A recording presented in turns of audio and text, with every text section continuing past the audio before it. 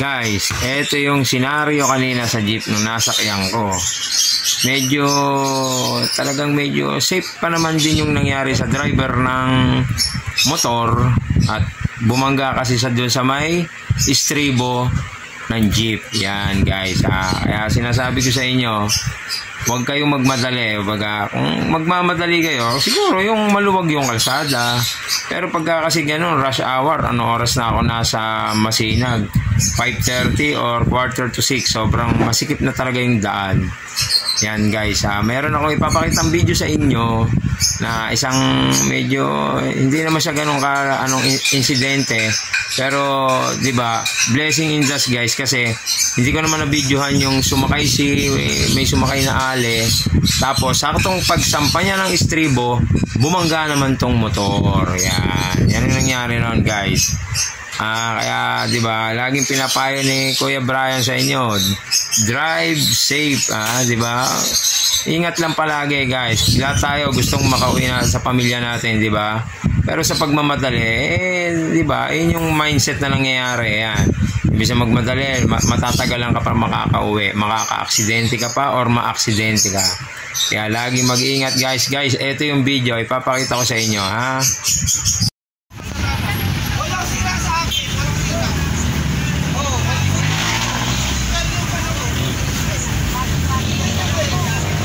Buti, hindi natamaan yung bumababa, no? Buti, hindi natamaan yung bumababa. Siya bumangga. Oo, siya bumangga. Nakatigil na tayo, eh. Sumabit siya rito, no? Kasi lang. Dito lang siya tumama. Okay. Tumama yung ulo niya rito.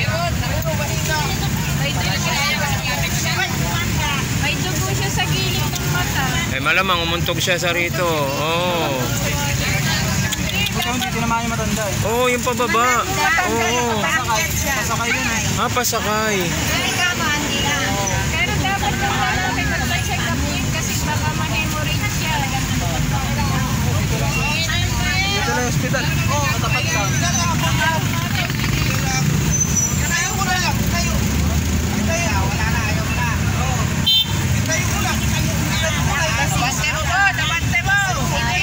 Abante mo, hindi yan may tatayo.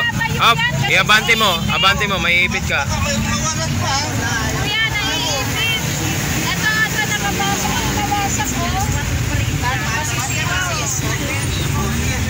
Ito pa yung parts niya.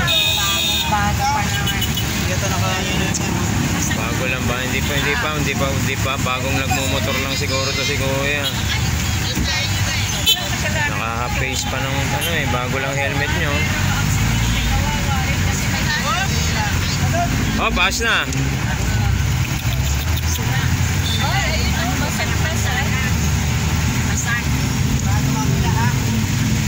Kaloobo lang siya kaya headlight.